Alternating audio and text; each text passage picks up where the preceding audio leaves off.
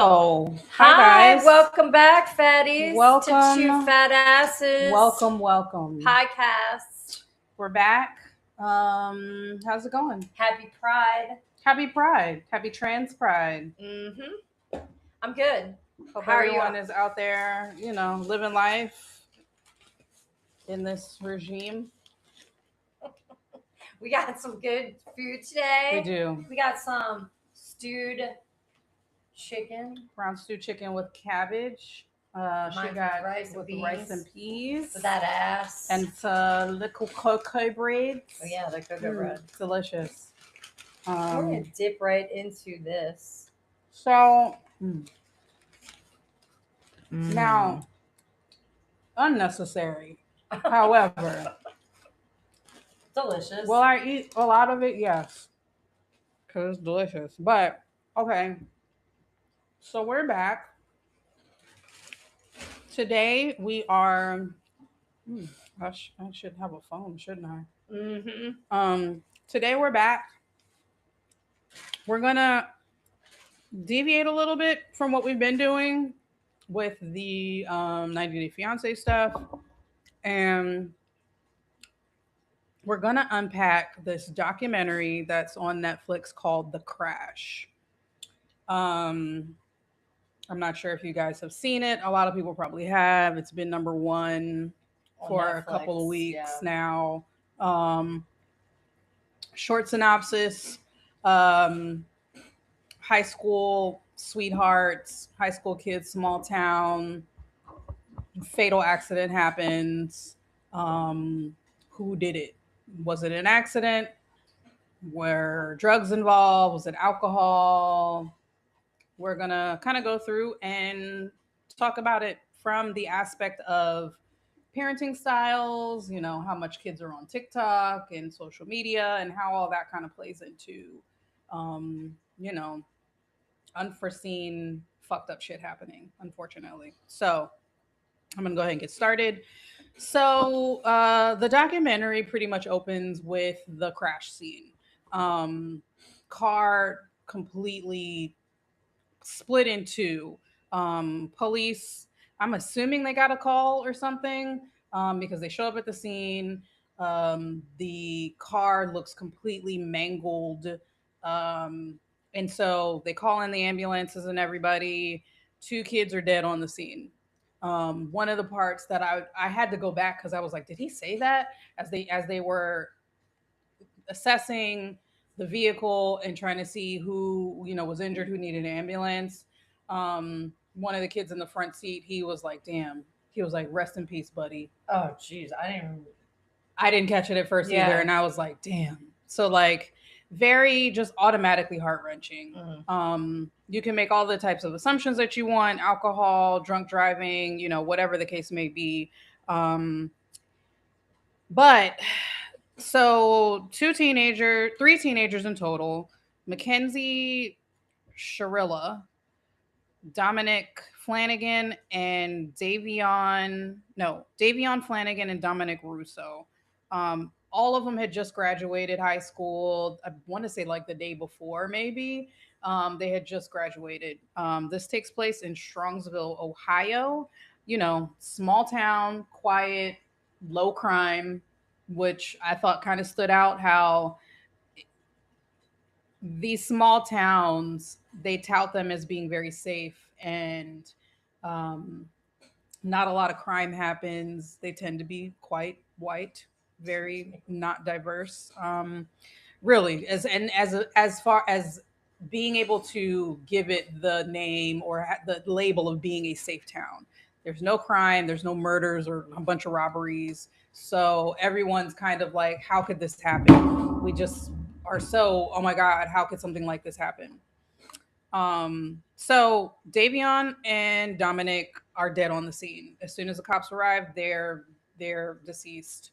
Mackenzie, they found her kind of under. She was in the driver's seat. She was kind of under the driver's seat a little bit.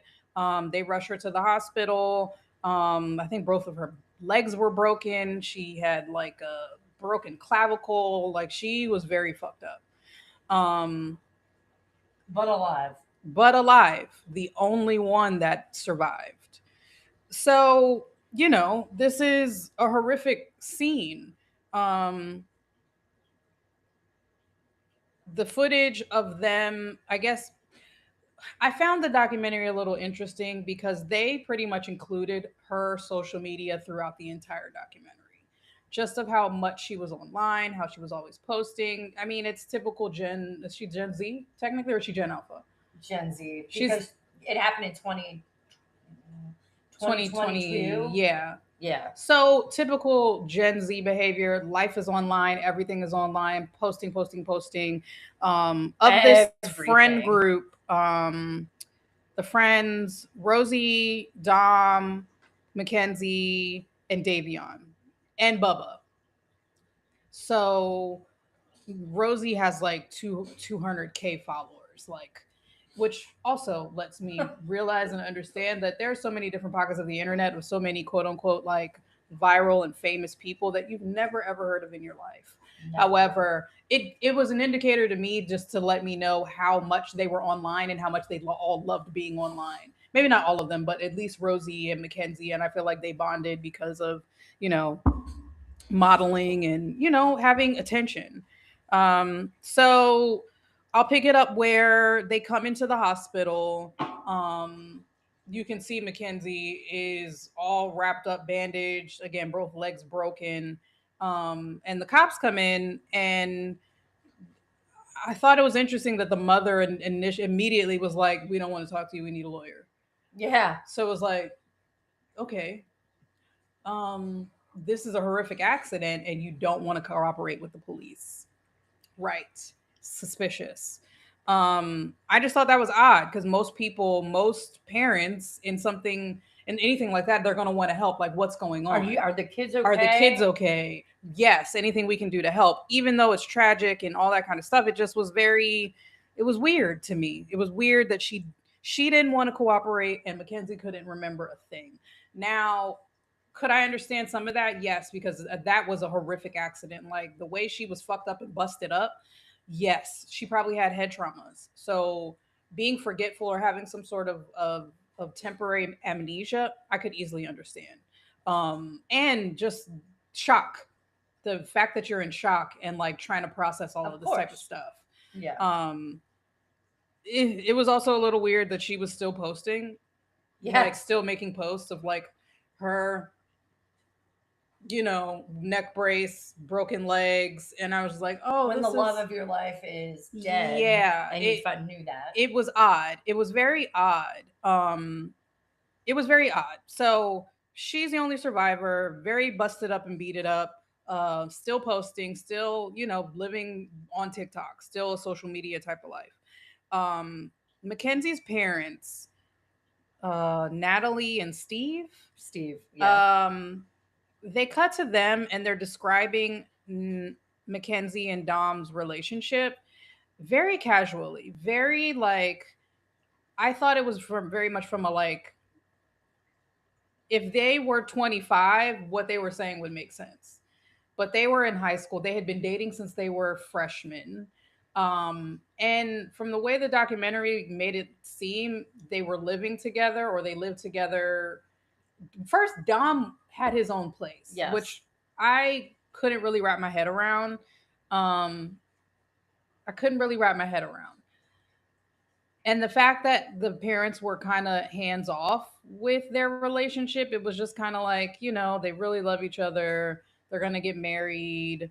The fact that they did drugs, like this seemed to be common knowledge. It wasn't stuff that had just come out after the accident had happened, after the police had kind of gotten involved and were describing things. They did find drugs in the car. But it ended up coming out that Mackenzie did not have any drugs in her system or alcohol in her system. So yeah, I thought it was really weird, that the dad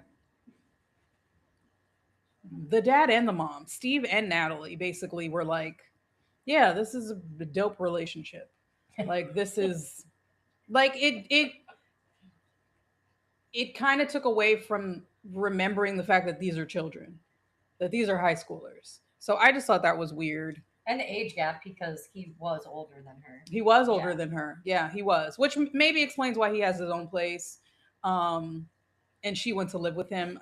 It's still, I don't know, too young, but Much too young. small town behavior is very doesn't make a lot of sense to me. I feel like there's a very false sense of security because crime doesn't happen. There's no high crime like in urban areas. And so I think there's this false sense of safety where the kids can do whatever they want. The can like it's a you feel safe so you're not on edge and you're not worried in the same way that you would be if you lived in a city in some heavily populated place. Absolutely. So the friends are describing kind of like what happened the night before. So the kids graduated, then kids are graduated. These kids are high schoolers, maybe freshly graduated, but drugs, alcohol, partying, smoking, all of those things, and all the parents seem to know about it. They don't necessarily like it, but this is what the kids are doing. So Rosie is explaining basically the night before they had a sleepover. Um, they were smoking weed. They had mushrooms, but they didn't do the mushrooms. They were just kind of like watching TV and playing games. It was kind of like, some regular shit. Dom got up in the morning early to leave, which is when this fatal event happened. So that gap of like what happened from the time they left to the time the police showed up at this crash site. And Davion wasn't gonna originally go with them. He wasn't going to originally go, but then he ended up going. Yeah. Poor baby. So the cops basically are trying to break down the scene. Of course, they have all the social media. They have a lot of the kids are coming forward saying, "Hey, this is what I know." Again, which can I chime in really quick? Yeah. That to me was so problematic when the mother at that scene was like, I need the phone because I don't have a phone and I have a daughter, and so I need the like she was trying to like keep the phone from them to like actually get the information off the phone. Yeah. That was a huge red flag to me, and she kept on going on, being like, what if you're a victim? Like these kids died, and this is your thought process is like not being To hide evidence. yeah, to hide evidence. So I just wanted to point that out. Like that was so fucking weird to me. No, I totally agree. The mom from the beginning just seemed like she didn't want to cooperate. Yeah. She wasn't trying to help the police. She was No. trying to help her daughter. And at anybody else's expense. It really didn't matter. She wasn't trying to, get to the bottom of what happened, which makes me think that she knew her daughter enough to know that maybe she could have done some shit. And I can't blame her for being a parent and wanting to jump in and being like, I'm gonna protect my child at all costs, even if they did do it. That's an understandable um, way to think. I mean, just it's a parent, that's your child. Like you're going to do anything that you can to make sure that they're safe under any circumstance. So, I also should have got the cabbage. That shit looks good. oh, you didn't like the rice? No, it's good, but it just looks Oh, good. did you like the food? Yeah, I do. I'm not done eating. I just want to take a break. So the police have a whole bunch of evidence. They end up pulling together the footage from cameras that show kind of like how they were driving to the crash site. Um, put together the fact that they were doing 90 to 100 miles an hour. They specified this one turn and how slowly and carefully that this turn was taken, but yet pretty much the last maybe mile or so that the car was doing 90 to 100 miles an hour. Mind you, this isn't a highway. These are like streets, back streets where schools are. So Just cement block. yeah. So like what they show was basically the car speeding, no brakes, right into the building. Right into the building, which explains how the impact basically split that shit in two.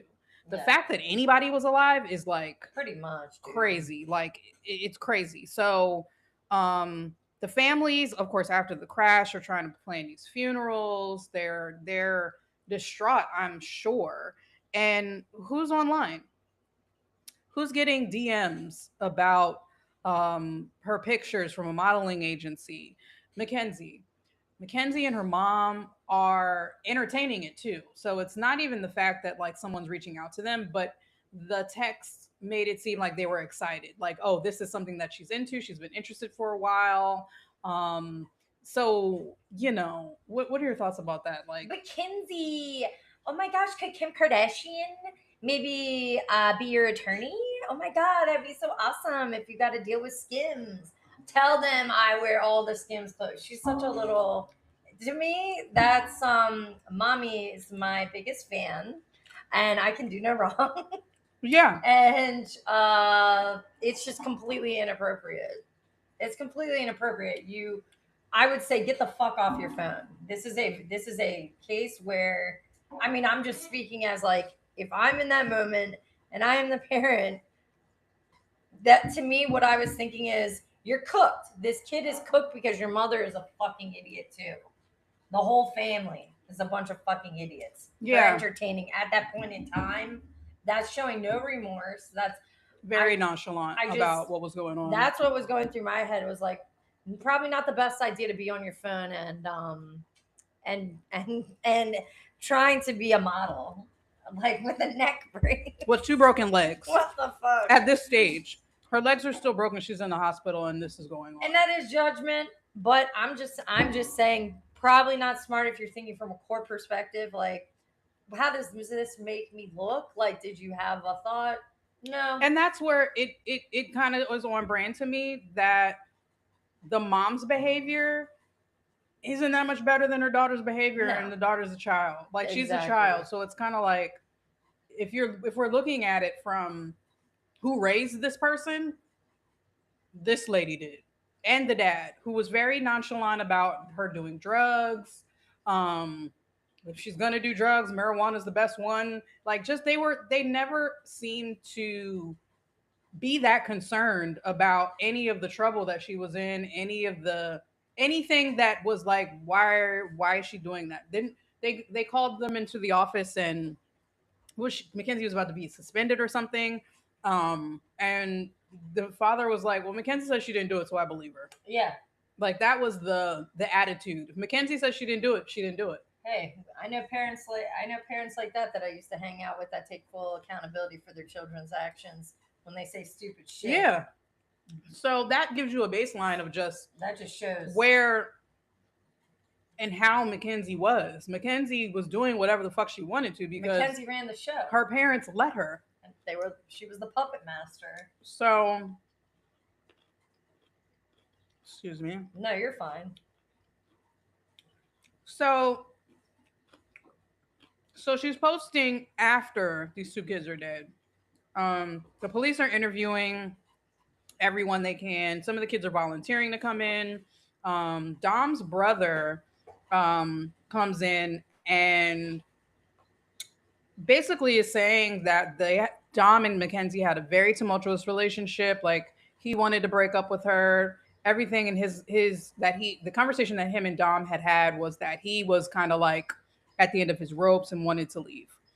Kind of like he said something to the effect of like, Mackenzie's thoughts or like the way she was thinking about Dom was like, if I can't have him, nobody can. And so that happening, but then they cut to a scene of like Dom's dad using a pendulum to try to communicate, and like Mackenzie's there, and like he's like spelling out love, and she's completely like, it all is so weird. But I can understand at this point, Dom's family, they're just devastated. This They're is a group grieving. of friends. Yeah.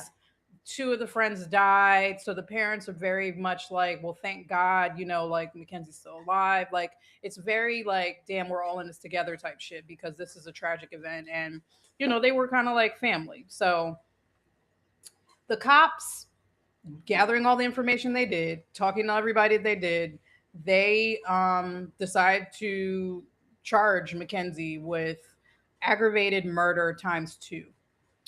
They pull her and her mom over in a car, handling her with very, very kid gloves, not like she murdered 2 people. White kid Um, gloves. very. So, she's distraught. Now, I can only think about myself, and if I was being arrested and somebody said I was being arrested for murder, I'm losing it. Me too. I'm losing my shit. What the fuck are you talking about? She was crying, yes, but it was very still like reserved, like not like, bitch, you could be going to jail. Like, bitch, they're charging you with murder, not assault, not robbery, not Petty theft. theft. Like they're charging you with murder times 2. And so from there to they show her, yeah, she's crying, she's upset as anybody would be, but there's still a level of like disassociated. She's disassociated or detached from what's actually happening, is what it feels like to me. So, She was probably on something too. I mean, they let the kids do drugs, so Yeah. like I wouldn't be shocked or surprised. Take it. Painkiller. Take a little anti-anxiety. Yes, medicine. exactly. Something. Just feel nothing. Something. So, all right. So then it kind of cuts to, of course, she was arrested. They cut to this interview with her while she's, in her prison clothes. Which a lawyer was in the room the entire time. Yes, she's trying to make the case about how much she loves Dom and doesn't remember anything, and her whole interview, she's struggling to find tears. She's struggling to bring them out and to be like to show the sadness and like crying. If that was your high school sweetheart and they died tragically, you would be devastated for a long time. It didn't really make me believe her. Like all of the things that she was saying was very much like, it's not my character, it wasn't intentional, I don't remember. Which makes sense because her lawyer's there. And so yes, I mean it was very dry if you ask me. So we'll jump into the trial now. Okay, here's where I come in. Yes. And I'm not a psychologist. I'm going to go into 3 different parts, like why did she do it, and then I'm going to go into like psychological analysis and then the research of parenting styles. But at that instant, the courtroom moment, it pretty much said everything. So Natalie's standing up in court. Her outfit is like, first of all, she's entering a courtroom looking like she's just going to walk her dog. Very nonchalant. Honestly, doesn't have notes, and she's defending her daughter. Her impact statement is basically 2 young men are dead, and she says, Dominic, okay, I'm asking you for leniency because that was a tragic accident and she does not remember. Davion, he's like a new friend. I'm so sorry. It was very nonchalant. It was very and the nonchalant judge and stopped fucked up, her. which I appreciated.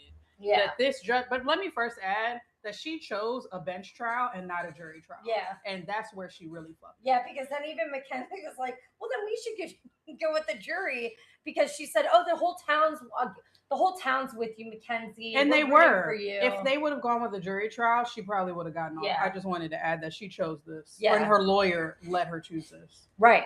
And so she did. The judge stopped her and she said, she stopped her like cold and was like, well, what the hell does that mean? What does that mean? Like his life is worthless. And Natalie stumbled because she's like thinking through and like, oh, okay, I don't want to say anything wrong. I'm going to jumble through the answer and made it completely worse. And she said that the judge already told her, I'm hearing an awful lot about your daughter and I'm not hearing much about the 2 dead. So she didn't walk in that courtroom as a mother of someone who is convicted of murder, in my opinion. She walked into Mackenzie's as her manager, as her defender, her biggest fan. And at the same statement, in the same statement, she blamed herself. Like she was absorbing her daughter's responsibility publicly in front of a judge, just like she's been doing privately probably for years, because she gave her a send out to go to a Halloween concert with Dom's family. So 3 months after the crash, after 2 people are dead, Mackenzie's basically awaiting this trial. And Natalie calls her and says, baby, please go. It's Halloween. You've been lying in the bed for 3 months. That's what she tells the judge, that she has a shrine to Dominic. And so You need to have a moment of fun. And she kept on saying that you just needed to have fun and not just sit there. Why shouldn't a kid process their fucking emotions? Is what I'm thinking. Like, if you kill two people, that's a pretty heavy thing.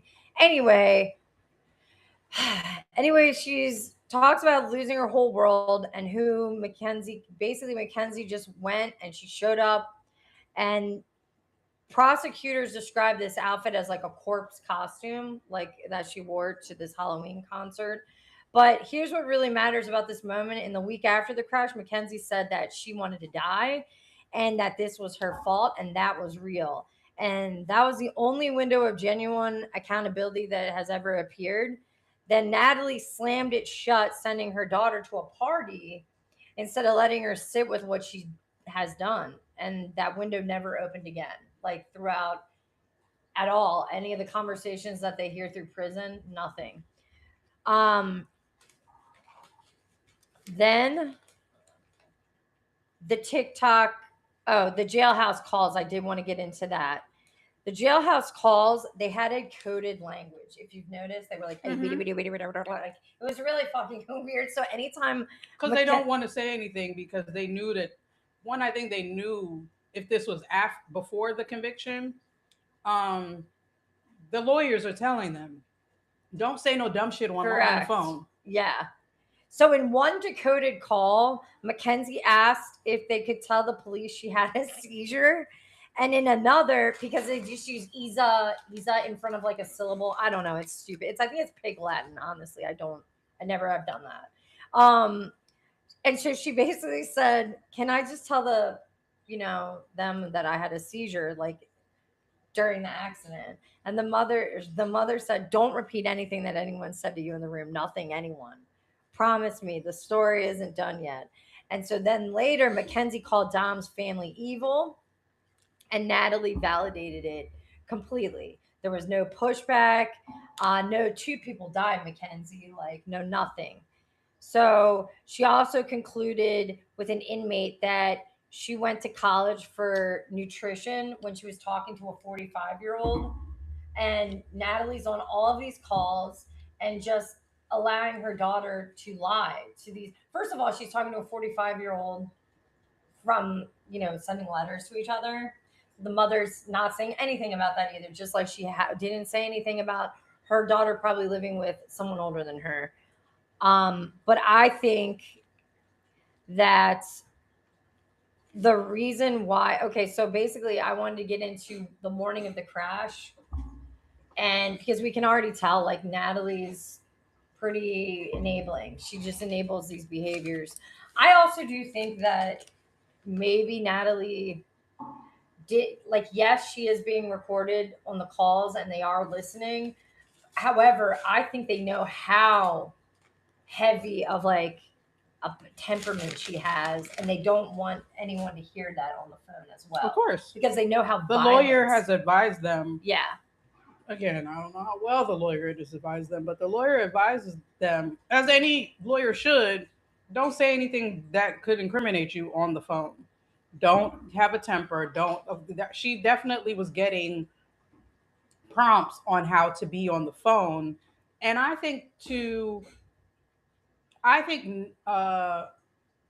Mackenzie is aware of, because she's on social media all the time, because she posts a lot, because she lives in that world. I think she was fully aware of how she needed to portray herself. Yes.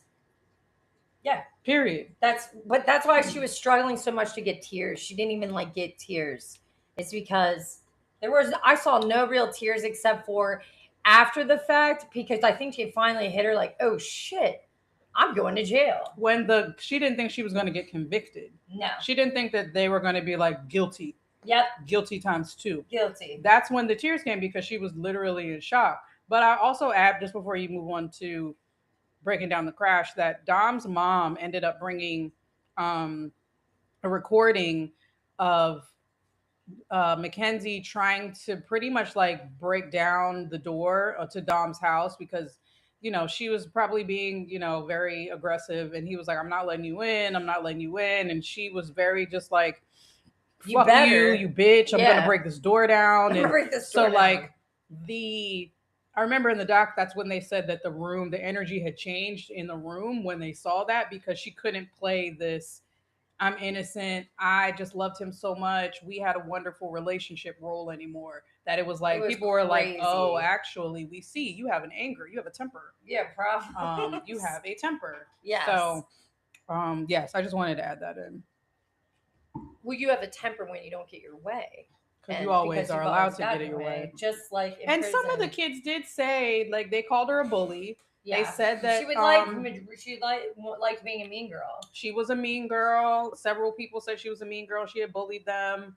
Um, and I can see that just from what they showed. Of course, this is a Netflix documentary that is not, probably to the highest journalistic standards, but she seemed like a mean girl. She seemed like that was the role. And I'm gonna lie, Rosie, you probably was one too. And I get it. Rosie was writing for her friend because Rosie was at her defense throughout this entire documentary. Like, and I can't say that she's wrong because this literally could have been any teenager. For sure. All of them were doing the same things. All of them were doing drugs, smoking, drinking, posting on social media, skipping school. I think she called them like the stoners, or like she called them Girl. like. the So it's TikToks like were fucking. The TikToks and Instagrams were crazy. Just like the level of like audacity. I as a kid, just like there's just They were there's children. not a care. I mean, some people care what other people think, and that's just not that family. No. They're like, I am No. who I am. Yeah. This is who I am, and this is what I'm about. And guess what? My dad says that marijuana is cool, and I'm allowed to do it. So I'm gonna do it hard. And I'm gonna post every picture. I'm gonna post. She says she's an influencer, but she's not. She unboxed all the gifts that Dom gave her, so she's trying to like. She really like is lost in the sauce of like the influencer cult bullshit.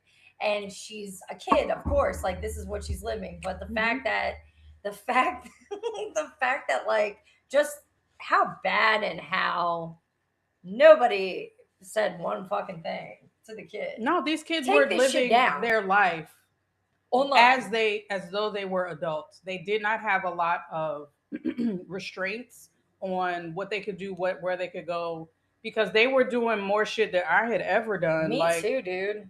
Drinking, smoking, gravity bong, drinking, smoking, posting it all online. Like we're millennials. We were definitely the generation that they were like, don't put your shit online. Yeah, you might need a job. Yeah. Don't put that shit on there. I mean, private your page. Yeah, dude. I remember the first time I got a government job. My dad's like, get rid of your Facebook, all of it. Just that was the known. Now, the kids live their entire lives online, and I could see how the mom was caught up in some of that too. The dad, he just didn't seem like he gave a fuck, but the mom seemed like she was trying to like a little. The dad's anti-authority. Be off the coattails of the daughter. Yeah, pretty much whatever it took. So this is my theory. Why did she do it? I think she did it.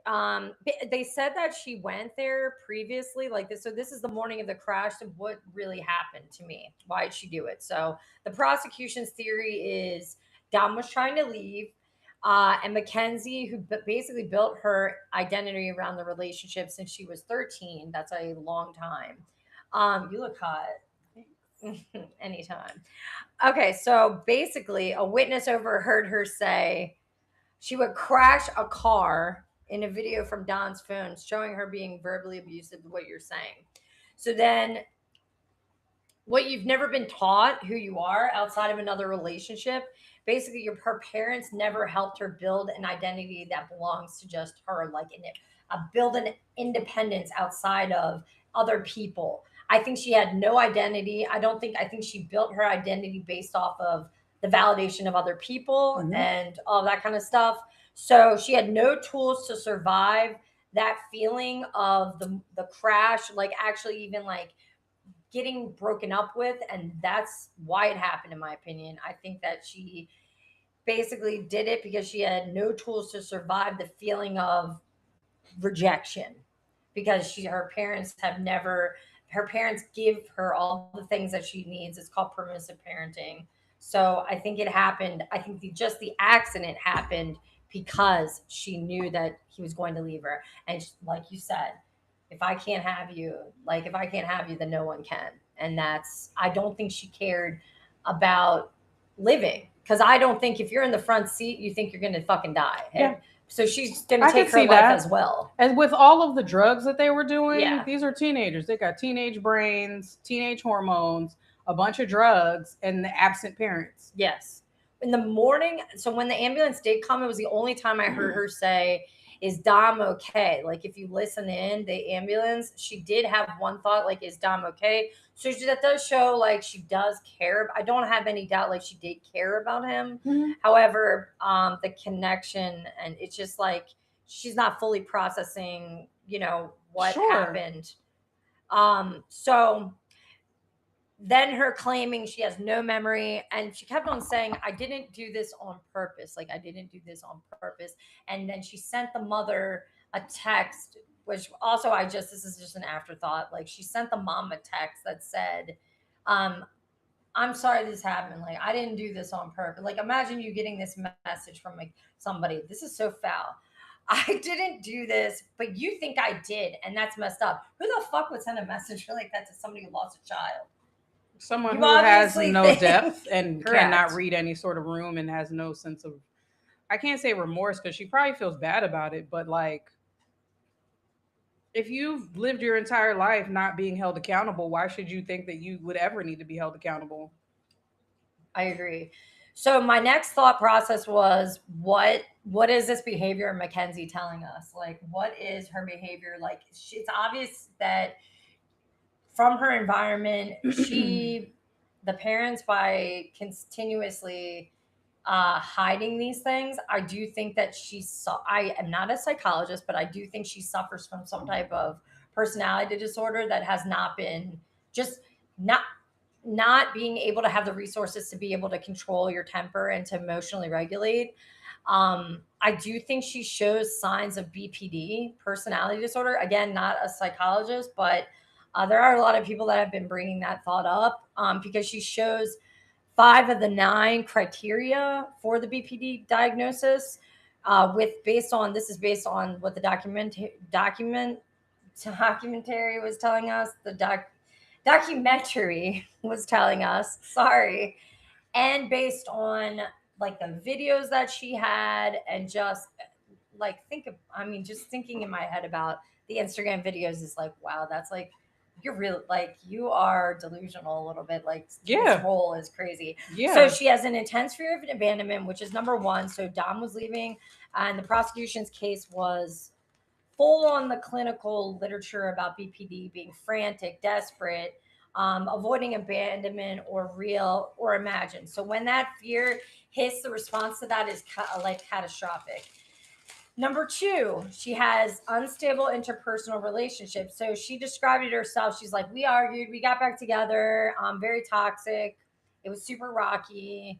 And Dom's family saw it completely different, because he saw it as verbal. They saw it as verbal Right, abuse, right. control, threats, push, pull. Like, Which, can I just chime in for a quick second? Yeah. Is that it's not like none of this behavior was unknown.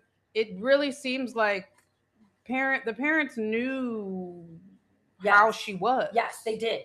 That's the point I'm getting to, is like they just knew and they were hiding it. Okay, sorry. Yeah, it's I didn't mean okay. to cut you off. But that's fine, because that's basically synopsizing. But all these things that she has, like the reckless, impulsive self-destruction behavior, the emotional dysregulation, the chronic feelings of emptiness, the explosive anger, unless she's getting something. I mean, she's basically Yeah. moments of bad behavior. So there's not really moments of that, because she doesn't even get the chance to grieve, because I think her parents fully know that she's going to, when Mackenzie gets upset or anxious, Mackenzie gets. Yeah, because the mom said that, she didn't need to be disciplined. She just had a mouth on her. Yeah, she just had a mouth. She just had a mouth But on she had her. complete anger and rage Right, issues. right. And suicidal. Overlooking her behavior. Yeah, she had suicidal ideation, using suicide as an excuse consistently, saying, "I'm going to kill myself." So now I have the research. So what I think about the parents is that they have a permissive parenting style. And from UC Berkeley, there's a woman named Diana Baumrin, and she spent decades studying what the parenting styles are, and they actually produce in the kids. So her finding on permissive parenting, because there's like authoritarian parenting, laissez-faire, like permissive is basically enabling. So this style is pretty straightforward. So when the parents prioritize freedom over responsibility, so children, they don't develop the emotional skills they need to survive, like, or handle frustration, disappointment, feelings, any type of big feelings. Like you would teach it, like I have a toddler. I'm teaching my toddler these things right now. You have to teach them at a very young age instead of just saying, hey, here's a fucking toy, here's an iPad, whatever, here. Sure. Right? It's harder to do that. Because there's a It's lot of so adults hard who to- still don't have the skill. It's very stressful being a parent, and it's really hard. So sometimes it's easier for some people. Yeah. That would be the easy thing Sure. to do. Don't fucking have kids if you can't do that. But regardless, basically, she never had to do any of that. She never had to decipher hard things on her own, to figure out hard things on her own. Her parents consistently took the blame, made excuses. They, before the child can learn anything. Like, this is just, we see it in the marijuana admission, like that's a huge thing. The unchallenged and unchecked TikTok, the permission to move in with the boyfriend, permissive parenting and substance abuse. So this study through NIH found out that parental permissiveness through drugs and alcohol use didn't just allow the behavior, it predicted like a dangerous behavior across the board with teens with permissive parenting. Like, the parents that are like, it's okay if they drink and do drugs. Yeah, as whatever. long as they do it in my house. Right. As long as they do it under my household, If and I it can keep an was- eye on them. Yeah, it was 3 times more likely they were going to drink heavily, even in like a small increase of the permissiveness, like translated. It would be up to 4 to 5 times like a negative consequence per year. So when Steve said, at least she's not shooting up, what Mackenzie heard was like, all of these risks are acceptable. Yeah. So that interview was just so bad to me. Just every risky behavior after that, like when the dad did that dope interview, whatever. So then there's a biosocial theory, which is in the invalidating environment. So there's Dr. Marsha Linehan, who created DBT, which is like those lists that I went over. Like if you hit one, like 5 of the 9, then you are likely to have BPD. Some type of, I'm just thinking she might have some type of personality disorder based off of like, those check marks. I'm not going to say that's for sure. But she created the DBT, which is the gold standard for the treatment of borderline personality disorder. So she developed a theory about how it forms, and she said it's called a biosocial model. And the short version is basically somebody develops BPD when they have innate emotional, she calls it sensitivity, grows up in an environment that dismisses or invalidates their emotional experience. Because even in prison, Kinsey, that's okay. Don't think like that, Kinsey. You're gonna have kids. You're gonna get married. You're not everyone loves you, Kinsey. You're gonna be a model, Kinsey. Fucking weird. I'm a cool mom. Shut the fuck up. Not living in reality. Anyway, she said that yes, just basically that environment is just rewarding extreme emotional outbursts. It's invalidating. Like, it's basically like, I know a lot of adults rewarding, who got rewarded for their extreme emotional outbursts. Right. So the child learns, my feelings just, they don't count. But if I fall apart, someone's going to respond. Somebody's going to pull me out of the shit. Come baby me, pat me on the back. I remember, just as an aside, my dad, I did something really fucking dumb. I passed a fucking bus. It was just a stop sign. Kids were not coming off. Let me just clarify this. I was going around the bus when the stop, because it was 4:20, trying to get to a college party, just dumb. I was dumb as fuck. I was a teenager, dumb. Past this thing, bus. after the fact, after my dad written me a new one and then goes to court and like tells the judge, sometimes in life we give our kids enough rope to hang themselves. I was embarrassed. I felt like shit.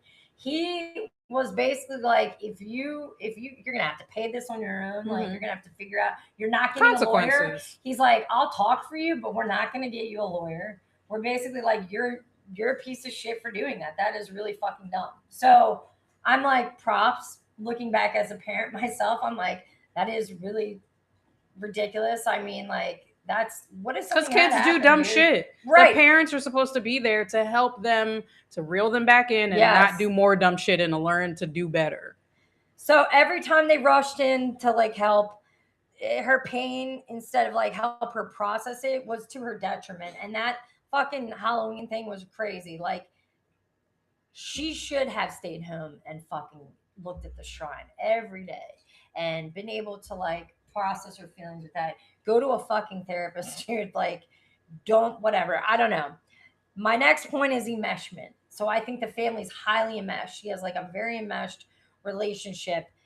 And basically what happens when the parent and child become so emotionally like fused, neither of them functions independently. I'm not saying that the mother didn't have her own life. I don't know what she did for work. So like I tried to research. Yeah, I don't I saw know. some point like she's a nurse. So like Mhm. career wise, like she had something going on. There's not, I'm not saying there's anything with even just being a mom, but like when your kid is a teenager, you probably should have your own thing going on and your own things to do. So like, Absolutely. but she seemed like she gained from her, it's so crazy to me, she like gained something from her daughter being like popular on the internet, and it was really fucking creepy. Like moms like that, like dance moms or moms that have their kids Reminds in me like of that John Benet Ramsey whatever shit. that documentary of the mom catfished her daughter. Oh yes, She like was seemed obsessed about right. being in the crowd. It's Right, like, bitch, there you're you an go. adult. Right, you're an adult. Leave these fucking teenagers alone. Jealous, like I'm Yeah. not saying, but there's a little level of that. Do you feel me? Yeah, And there's essentially, definitely. right. So essentially, like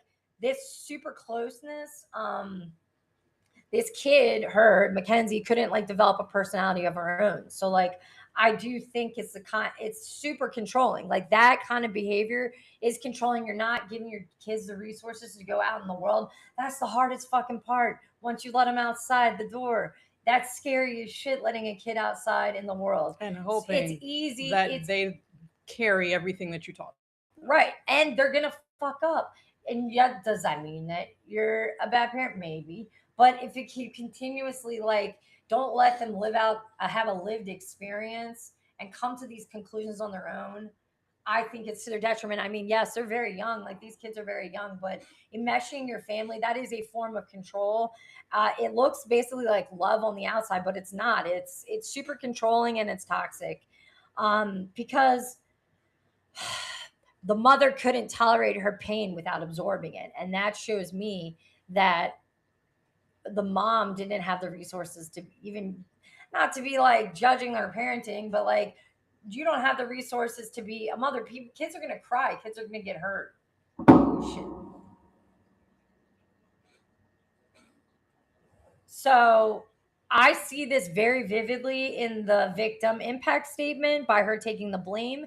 And I see it on the jail phone calls where she's basically like a momager, like falsely, like, you know, all the saying like, oh, Kim Kardashian will be your lawyer. You could be in Skims. Oh my God, have these big dreams. But don't talk about the deaths. Don't talk about the car accident. Don't upset yourself. Um, and what it does to teenagers is it basically doesn't, well, like I said, it doesn't help them with the tools that they need, but they've already had the parent doing it for them and they don't learn to self-soothe. Like when you're a baby, you need a titty to help you self-soothe. Natalie had her on that titty for a very long time, up until she was 17 years old. So it feels like they completely become dependent. I think she probably calls her mom every fucking day. Let's be real. I don't really could know how easily that see works. Yeah. But we basically see identity development. Healthy adolescent development requires individualization, figuring out who you are, a separate person from your parents. And then a therapist named Mark Sobel described this as, isn't that the same name? Oh, no.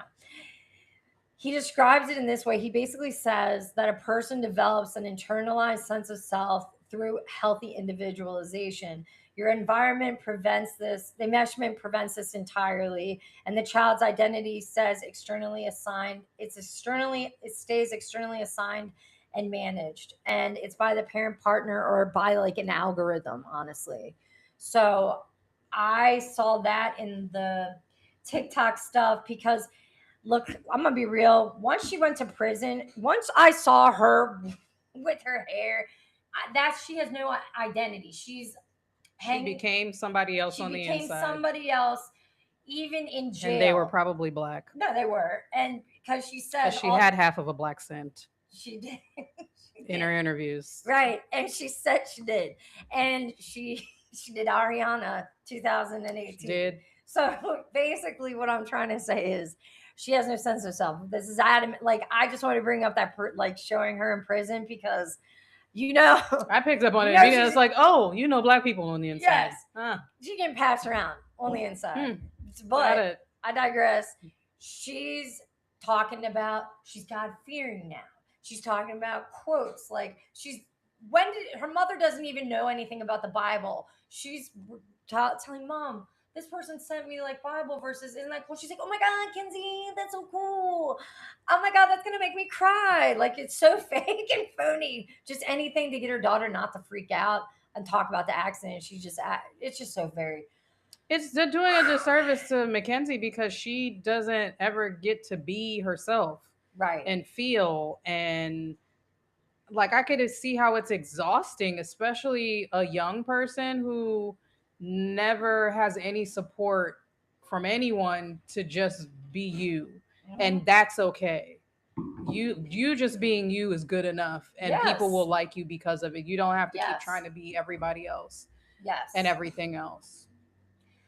And that just furthermore says, like, to me, like, that she was not, obviously she wasn't set up for success, but not even just that, but the parents don't even see, the fact that the parents don't even see like any of this is problematic is like, that would require self-reflection, taking accountability. And obviously we know the father seems like anti like law, he doesn't like, the anti-establishment kind of guy. But I think like what should have happened? I think she needed family therapy. Like what could have stopped this? What could have prevented this accident? This person needed family therapy. All right. They needed DBT therapy, which is behavioral therapy. It's a treatment that works on BPD if she had it. We know she had really bad anger issues, even if it were for the anger issues alone. Because it would teach you 4 things: mindfulness, distress, tolerance, and emotional regulation. Basically, and interpersonal effectiveness. So here's the part that matters most for this story is basically for teenagers, DBT, it's a family therapy. It's a family treatment. The parents are going to be in the room. The parents are going to learn the same skills and how to take that, because since you can't teach a child to tolerate distress, and if every adult around them immediately tries to eliminate it, they could have prevented this from even happening. Like for other parents that feel like, if you feel like your job is to make just every hard feeling disappear, that's not going to help your child. Like in the end, I think like for me, learning about this type of, I didn't know they had like family therapy for like to basically teach parents how to parent is what it seems needed these days. That's great. That's great, actually. Yeah. Because some people need that. To be honest, some people's were not parented, and you can only teach what you have been taught. Yes. Like, I'm not gonna lie, I'm not gonna hold you. A lot of us are lucky to be here and evolved in the way that we have, because I can tell you, I got boomer parents.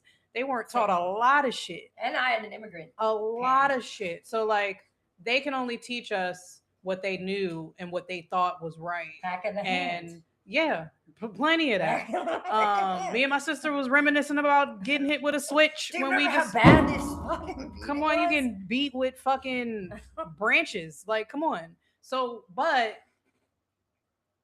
each generation hopefully will learn better and do better. I feel like that's the ultimate goal, although that does not always happen because sometimes you do have cases like Mackenzie's parents Yeah. who probably had very lackadaisical upbringings. They have a lackadaisical upbringings. They're probably like, well, I turned out fine, Yeah. so my parenting can't be too bad if I turned out okay. That's exactly what they say. But also, you're not living in 2026, honey, and we're 2022, where you've got Instagram, social media, every Mhm. single thing where a kid.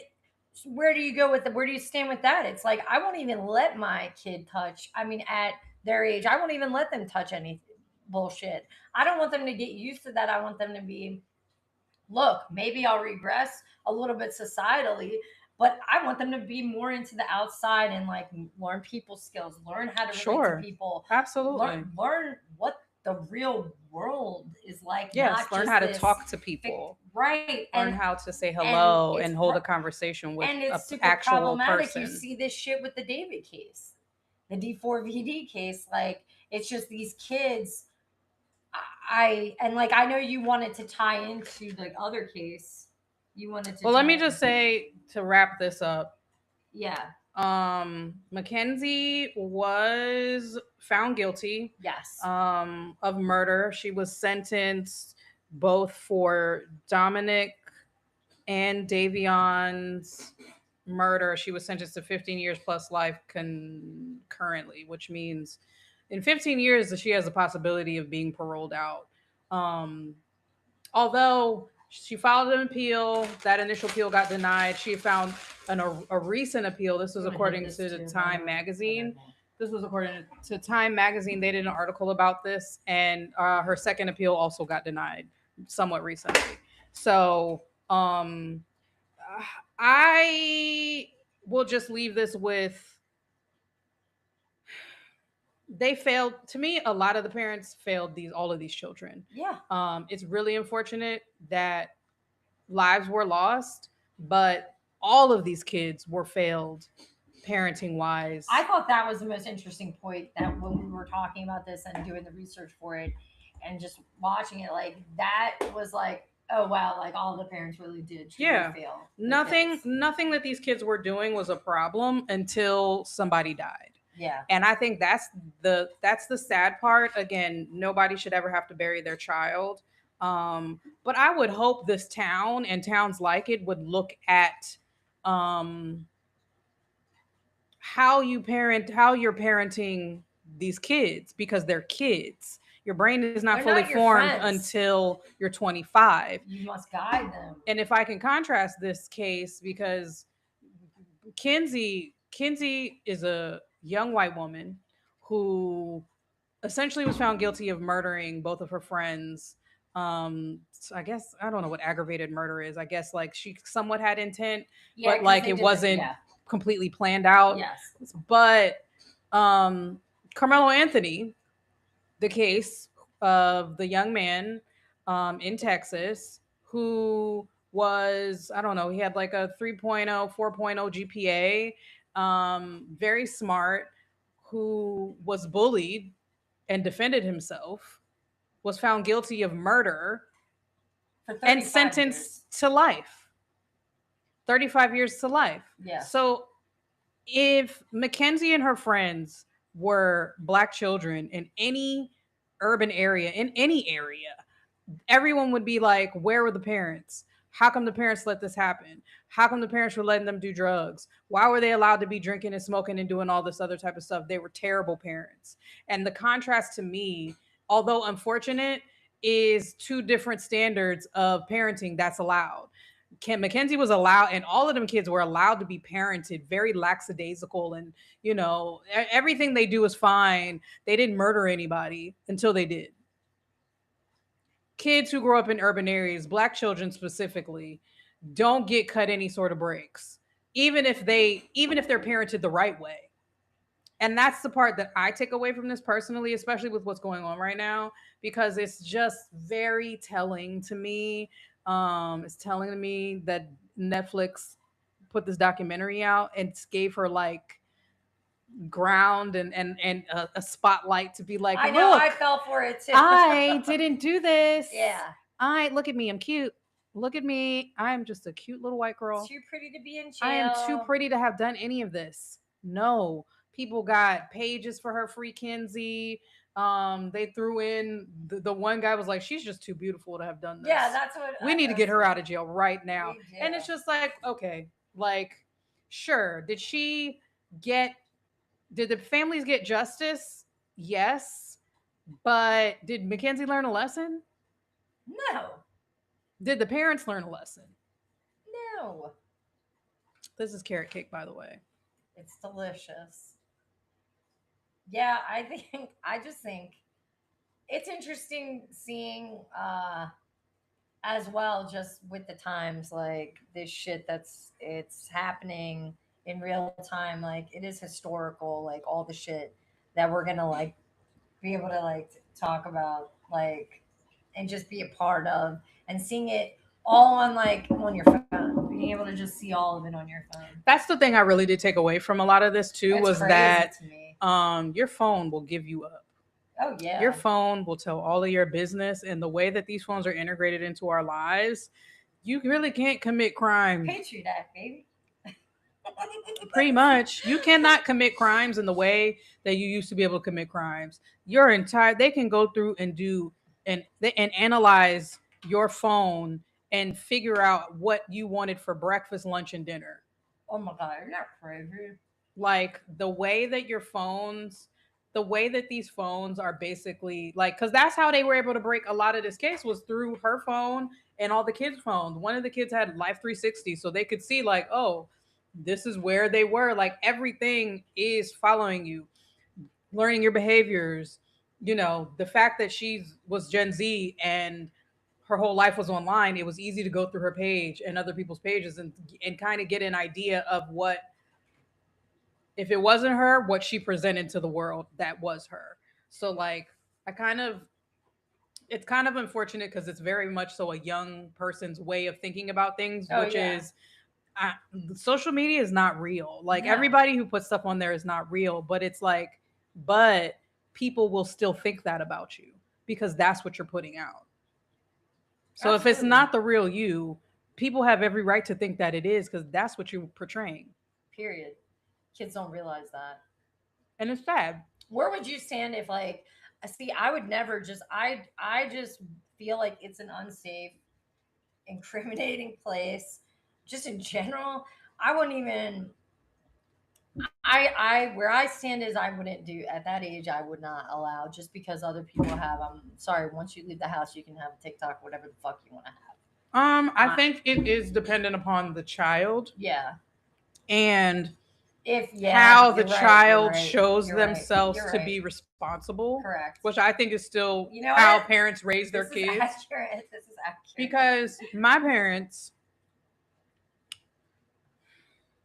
did a great job in the grand scheme of things of raising me. However, my parents also were not worried about where the fuck I was. That's My crazy. parents also were not like, who are, sometimes they were like, who are you hanging out with?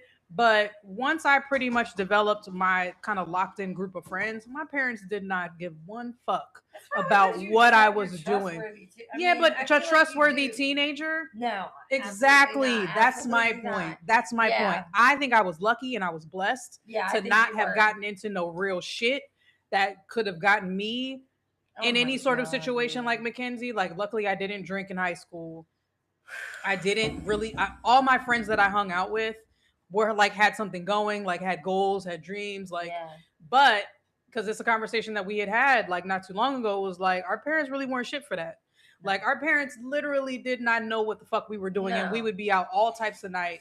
Period. Yeah. And so like I think it depends on the child, because not every kid who comes from a fucked up parent is going to be fucked up, and not every kid who comes from a good family is going to be a good child. Correct. So I do think it depends on the child and what they The exhibit. variables. Yeah. Yeah, how are Right. they showing you that they're responsible? Can you trust their decision making? Can you trust the fact that they know how to decipher, especially nowadays, between AI and something that's real? I think it is hard and fast lines for me don't necessarily make sense all the time, especially if you have an extremely responsible child who you can actually trust and who will come to you with questions and say, hey, why is this like this? Or hey, I It's don't know just if I like this. Or yeah. so you know, yeah, I think, but I think it's something every parent should evaluate to see, not just give your child a tablet and Yeah. say, here, get out of my face. It's also hard just being a parent in America where they don't Indeed. give a fuck about women. They don't give a fuck about just babies. I mean, you are supposed to leave a baby if you're lucky in our state, you get 6 weeks to no, you get 12 weeks. Like certain jobs, 6 weeks I think is FMLA, but whatever. But what I'm trying to say is this is the most from 1 to 3 is a child's like formative years, like younger childhood years, and you're expected to just go back to work, go do this and that. And so being a parent in America, they want you to be secluded, go on your iPhone, whatever. Kids are going to be raised by the fucking internet. There's no village anymore. There's no community unless it's like a cultural thing. Like certain people, like, yeah, if that's her community, that's a shit community. But like, I'm talking about where the generations are present, where the grandmother's there helping, like in the olden times, like where you have like an actual village to help you. No, you're expected to get back to work and be a worker and leave your fucking kid. And that's fucking tough being a parent. I'm not giving them grace because it's for their shitty parenting, like which I shouldn't judge because I don't have a teenager, but I in my heart of hearts, like that would fuck me up as a parent. Like I just know who I am as a human being,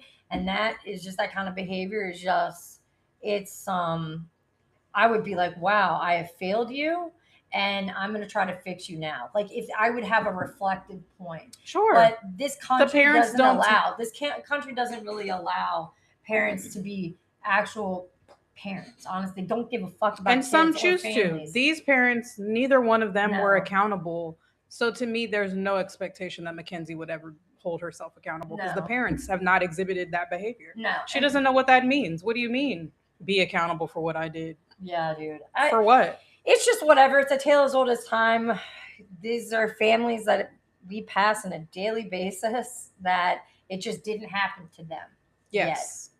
It might. And you maybe, never and know. hopefully this is a warning Wake up to call. to people with younger kids, Yeah. especially about social media and just letting your kids run wild on social media. Because I do also with her parents enabling her behavior, so did social media. Social media is where these kids Get think, validation. Yeah. yes, they think that because I have a bunch of followers, And likes. because people are liking my stuff, that Posting. means that they agree with what you're doing.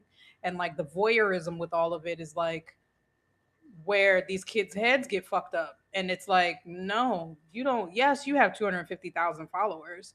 You don't know any of these people. But the They're real not your part- friends. The real part's you're in jail. And they And can't save you. Are they contributing to your bail? Are they putting money on your books? Some of them probably are because of the whole just internet. If she's still I mean, on the internet, if she's still posting. I don't know about that part, but I do know this though. I just wanted to say that there are inmates that have spoken out that have been there with her, and they say like every day she wakes up, does her makeup. Of course treats she it as a does. performance. Absolutely. Never has shown any remorse whatsoever. She just wants to be the cute girl. And I That think gets past because her. of that, she has no problem being in jail. Yeah. I don't think she has a problem She's with any got of this. food, like The whole being Yeah. arrested.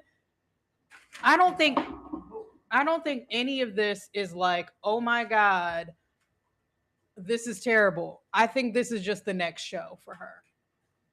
like Gypsy Rose, dude. I mean, I don't know if like but whatever. You're right. The jail thing, like, because Gypsy Rose was in jail trying to like.